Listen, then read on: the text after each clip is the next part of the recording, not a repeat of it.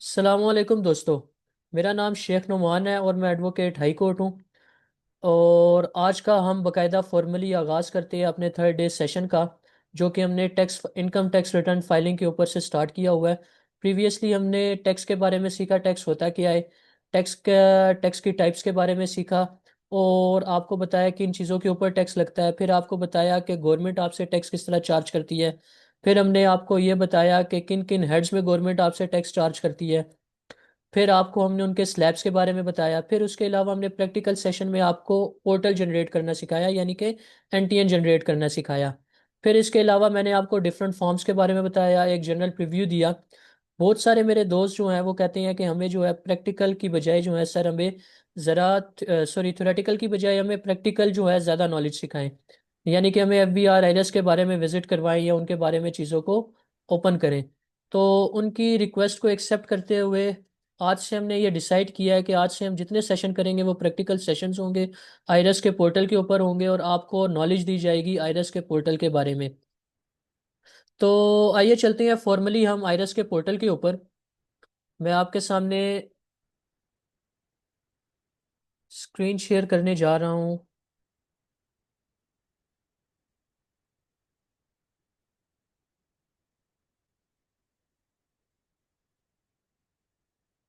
आप लोगों को स्क्रीन नज़र आ रही है?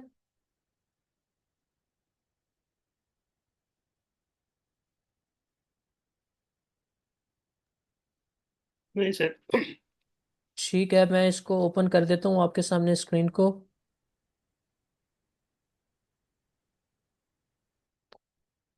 अच्छा, स्क्रीन शेयर करने से पहले ठीक हो गया, डोंट वरी, मैं आपके साथ शेयर कर देता हूँ स्क्रीन को। ले जी, अब आई थिंक कि सबके सामने स्क्रीन शेयर हो गई है।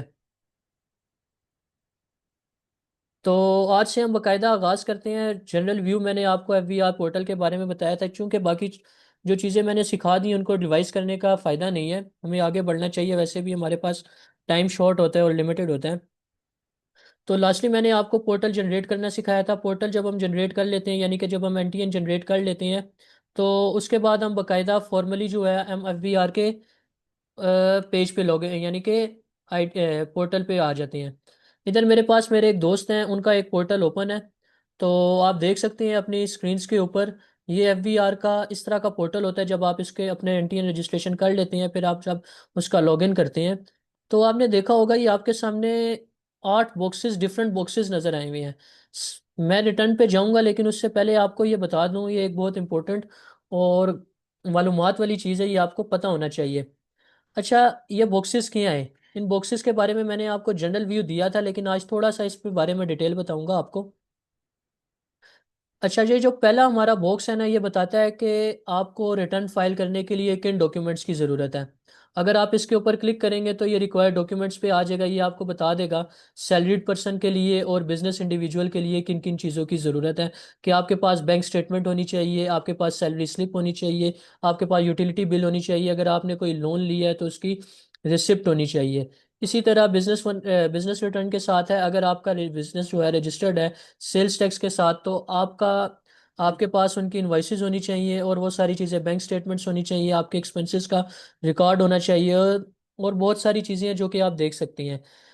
तो आगे ये आपके बारे में बताया, इंट्रोड्यूसिंग, ये एक चीज़ नई आई है आपके पोर्टल के ऊपर, introducing simplified income tax return for non business individual, यानी कि जो ये उसके लिए इंट्रोड्यूस किया गया पोर्टल है जो कि जिनके पास नॉन बिजनेस, जिसकी इनकम नहीं है, जैसे कि सैलरीड पर्सन है, उनकी मालूमात के लिए। और वो क्लिक बेस्ड सिस्टम उन्होंने जनरेट किया है एफबीआर ने।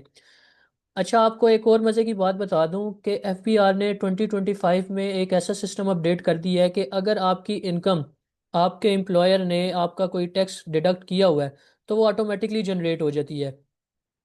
अच्छा, सबसे इम्पोर्टेंट चीज़ जो मैं आपको बताने जा रहा हूँ वो ये है एफबीआर मालूमात। एफबीआर मालूमात में क्या होता है कि जैसे मैं इस पर क्लिक करता हूँ, तो मेरे सामने एक ये टैब ओपन हो जाता है। मेरे सामने ये टैब ओपन हो जाता है। मोस्ट ऑफ दी जो कंसल्टेंट्स हैं वो इस टैब को क्लिक नहीं करते, बस वो नीम हकीम की तरह कंसल्टेंट बने हुए हैं, और वो जल्दी जल्दी जो है सिर्फ और सिर्फ एंट्रीज करते हैं। तो दोस्तों, मैं आपको ये बता दूं कि टैक्स रिटर्न सिर्फ एंट्रीज करने का नाम नहीं है। टैक्स रिटर्न एक आर्ट है।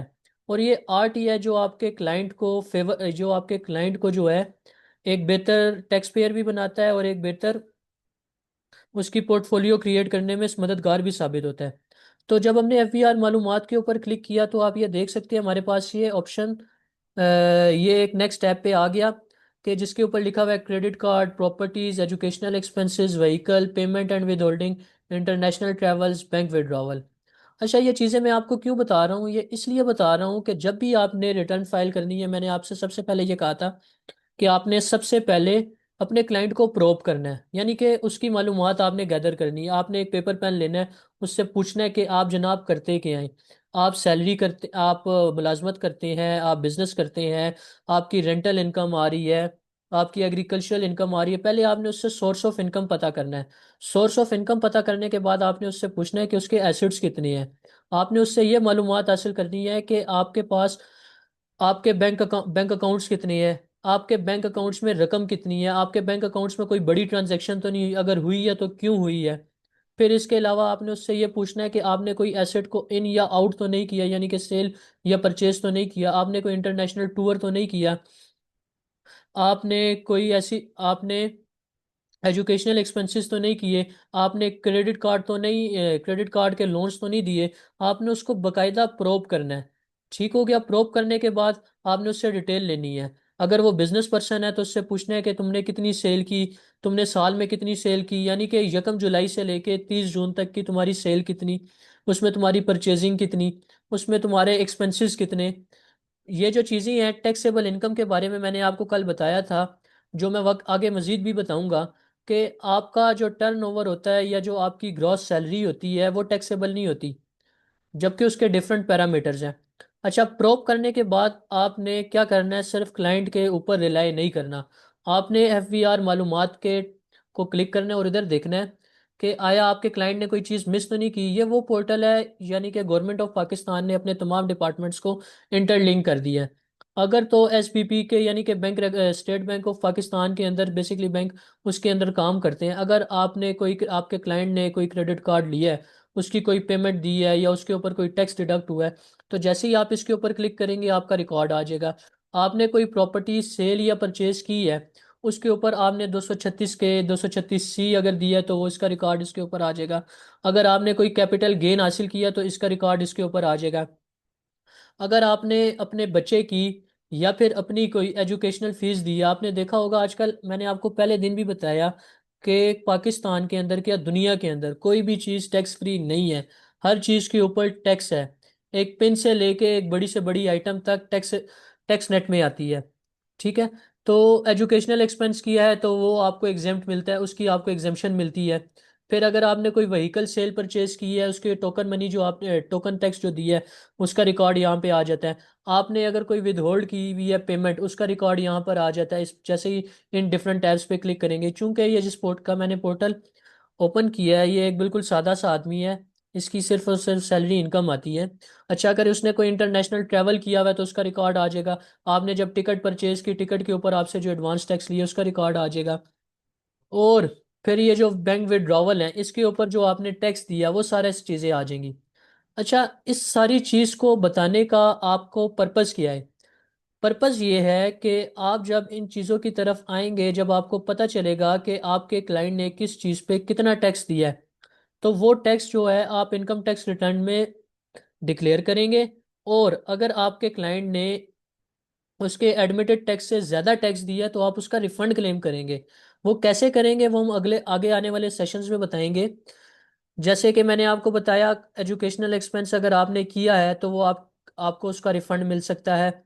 ठीक है। अगर आपने कुछ आपने अपनी बेसिकली रिटर्न का, मैंने आपको पहले भी पर्पस बता दिया था कि सरकार का रिटर्न फाइल करने का पर्पस ये हरगिज नहीं होता कि वो आपसे टैक्स ले। ये एक वन ऑफ द पर्पस है, लेकिन आपकी जेब से आमदनी नहीं, क्योंकि आप ना चाहते हुए भी सरकार को टैक्स दे रहे हैं। आपको ये पता नहीं चल रहा कि आपने टैक्स कहाँ दिया है, जिस वजह से आप लोग मार खा जाते हैं।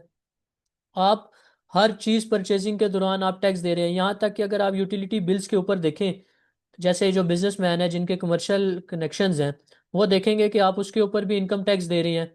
ठीक है। आप अगर इनकम टैक्स दे रहे हैं तो आप उसको क्लेम कर सकते हैं अपनी इनकम टैक्स रिटर्न के ऊपर। अब जैसे आम जनरल पब्लिक है, वो बैंक आजकल हर बंदा कोई 2,000 से 2,500 वाला एक पैकेज करवाता है। ठीक है, उस पैकेज के ऊपर वो एक एडवांस टैक्स देता है। उस एडवांस टैक्स को आप अपनी इनकम टैक्स रिटर्न में क्लेम कर सकते हैं। आप बता सकते हैं कि जनाबे वाला मेरा टैक्स इतना बनता है, लेकिन आप मुझसे ये टैक्स ले चुके हैं, अब इस टैक्स को एडजस्ट करें। इसी तरीके से आपने इन चीज़ों को देखना है, इन चीज़ों को पढ़ना है। अच्छा, बहुत सारी चीज़ें आपको थ्योरेटिकल नॉलेज से आती हैं। मैंने आपको लास्ट सेशन में भी बताया और अब भी बता रहा हूँ, कोई भी चीज़ बुक से अलग नहीं है। आप जितनी दिलचस्पी से पढ़ेंगे उतना आपको चीज़ों के बारे में पता चलेगा। अच्छा, ये जनरल व्यू हो गया एफपीआर मालूमात के बारे में। अब हम वापस चलते हैं अपने मेन पोर्टल की तरफ। इसको दिखाने का पर्पस क्या था? इसको दिखाने का पर्पस ये था कि जब आपने अपने क्लाइंट, आपके पास कोई क्लाइंट आता है, आपने उसको प्रोब करना है। प्रोब करने के बाद आपने ये पोर्टल ओपन करना है कि कहीं आपके क्लाइंट ने कोई चीज़ छोड़ तो नहीं दी आपको बताने के लिए। उसके बाद जो वेरी स्टेप आपने उठाना है, वेरी नेक्स्ट स्टेप आपने लेना है, अगर तो वो बिजनेस पर्सन है या उसने कोई बिजनेस स्टार्ट किया है, तो आपने 181 फॉर्म जो है, form for registration file voluntary, इसके अंदर उसकी एंट्रीज करनी है। चूंकि अभी इसका जो ये जो 181 फॉर्म है, ये किस तरह फिलअप करना है ये मैं आपको नेक्स्ट सेशन में बताऊंगा। अभी हम चलते हैं अपनी सिंपल रिटर्न की तरफ कि अगर एक बंदा सैलरीड पर्सन है, उसने अपनी रिटर्न कैसे फाइल करनी है। तो मैंने आपको कल भी बताया था, डिक्लेरेशन के टैब में बहुत सारे, अगर हम ओपन क्लिक करते हैं तो इधर हमारे ऑप्शन लेफ्ट साइड पे बहुत सारे ऑप्शन आ जाते हैं। अब अगर हम देखें, first option return and statement, return and statement, return and statement, तीन खाने रिटर्न एंड स्टेटमेंट में हैं। लेकिन अगर इसमें आप डिफरेंस देखेंगे, गौर करेंगे, क्योंकि वो कहते हैं गौर करने से इल्म में इजाफा होता है। तो अगर आप देखेंगे तो आपको फर्स्ट खाने में मिलेगा original and simplified, original third में मिलेगा रिवाइज्ड। अच्छा, ये ऐसे क्यों है? ओरिजिनल और सिंप्लीफाइड के ऑप्शन पे जब आप क्लिक करते हैं, आपके सामने वो फॉर्म ओपन होंगे जो कि सिर्फ और सिर्फ एक 114 की रिटर्न के ऊपर है। वो सिर्फ और सिर्फ 114 की रिटर्न को रिवाइज कर सकते हैं, वो भी 2022 के लिए होंगे या 23 के लिए होंगे, ये पुरानी इंसर्शन है। अच्छा, इस तरह ये जो रिटर्न और स्टेटमेंट के आगे रिवाइज लिखा है, मान लीजिए कि आपने रिटर्न फाइल की और अब आपको याद आया कि आपने रिटर्न गलत फाइल कर दी, आपने कुछ चीज़ें छोड़ दी, तो फिर क्या होगा? फिर तरीक़ेकार ये होगा कि आपने कमिश्नर से फॉर्मल रिक्वेस्ट करनी है। फॉर्मल रिक्वेस्ट करनी है और उसको जस्टिफाई करना है कि मैंने जो पहले एक रिटर्न, अपनी रिटर्न फाइल की है, वो रिटर्न मेरे से गलती से फाइल होगी, उसमें डिफरेंट फ्लॉज हैं। उसको करने के लिए हम इन फॉर्म्स को सिलेक्ट करते हैं, रिवाइज फॉर्म्स को। अब मैंने आपको लास्ट टाइम भी बताया था कि इधर जब आप ओरिजिनल रिटर्न्स में जाते हैं, आप इधर से तब सेलेक्ट करते हैं जब आपने अपनी रिटर्न फाइल करनी हो। अगर आप जब इसकी रिटर्न की तरफ जाएंगे तो देखेंगे आपके पास बहुत सारे ऑप्शन आएंगे। इसमें आपको नॉर्मल रिटर्न्स भी मिलेंगी, सैलरी रिटर्न्स भी मिलेंगी, आपको नॉन रेजिडेंट पर्सन भी नज़र आ रहे होंगे, शिप ओनर्स भी नज़र आ रहे होंगे। तो मैंने आपको पहले भी बताया था कि जब भी आपने रिटर्न फाइल करनी है, सबसे पहले तो आपने अपने क्लाइंट से पूछना है प्रोब करते वक्त, क्या वो रेजिडेंट है या नॉन रेजिडेंट है, क्या वो पाकिस्तान में रहता भी है या नहीं रहता। वो क्यों मैंने पूछा, उसकी वजह मैं आपको बता देता हूँ कि हर इंसान की स्पेसिफिकेशंस के हिसाब से डिफरेंट फॉर्म्स आपने सेलेक्ट करनी होती हैं। वो क्यों सेलेक्ट करनी होते हैं वो अभी आप अपनी स्क्रीन पर देख रहे होंगे। अगर हम पहले पे बात करें, पहला फॉर्म जो है salary return for individual classic view, ये उन लोगों के लिए है जिनकी सिर्फ और सिर्फ सैलरी इनकम है। मैंने आपको लास्ट टाइम भी बताया था कि जो आपकी रिटर्न है उसके अंदर 5 हेड्स होती हैं: income, business, property, capital gain and other sources.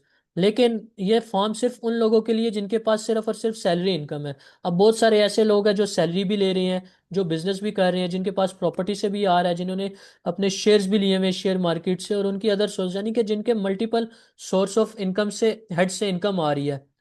तो उसके लिए ये वाला नॉर्मल रिटर्न, इंडिविजुअल, एओपी और कंपनी, मैंने आपको बताया था ये, वैसे मेरा बहुत सारे लोग इसको अवॉइड करते हैं, लेकिन ये मेरा मोस्ट फेवरेट जो है फॉर्म है। इसके अंदर आप इंडिविजुअल की रिटर्न भी फाइल कर सकते हैं, एओपी की भी रिटर्न भी फाइल कर सकते हैं, और कंपनी की रिटर्न भी फाइल कर सकते हैं।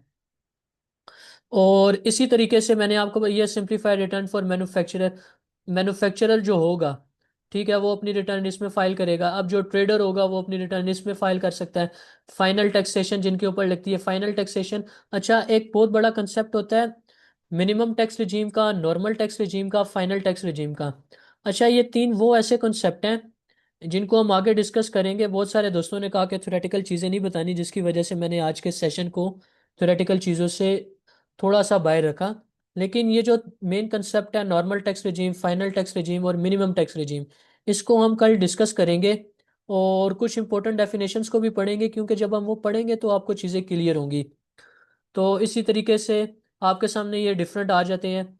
ये देख रहे हैं इनकम्प्लीट ट्रांजिशन ईयर, यानी कि वो बेसिकली ट्रांजिशन ईयर में ये होता है जिन लोगों ने अपना जो टैक्स ईयर है वो चेंज करवा लिया हो।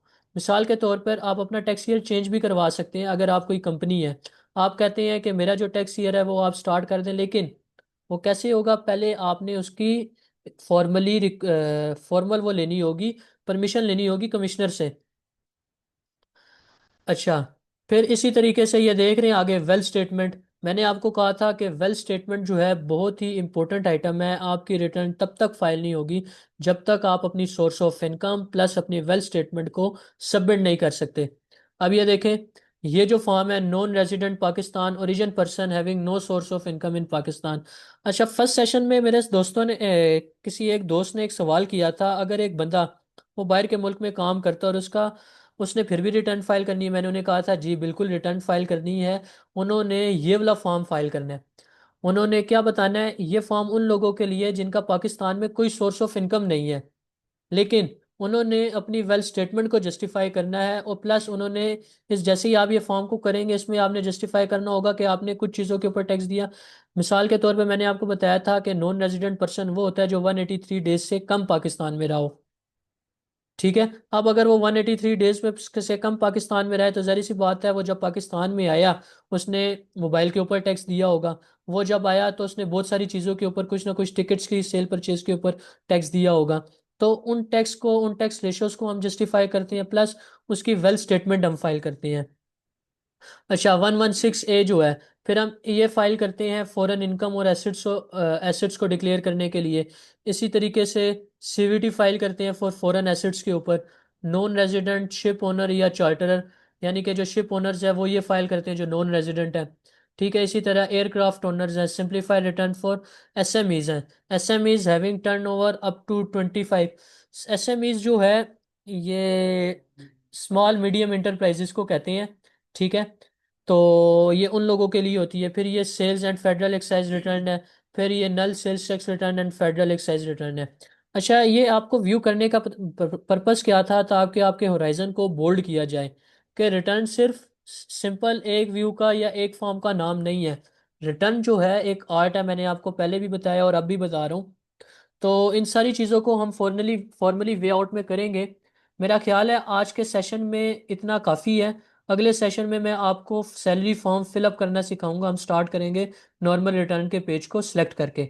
अगर किसी का कोई क्वेश्चन है तो वो क्वेश्चन मुझे दे सकता है, क्योंकि हम फिर इसके बाद जो है नमाज की ब्रेक लेंगे, और नमाज की ब्रेक के बाद जो है हम इसको फॉर्मली।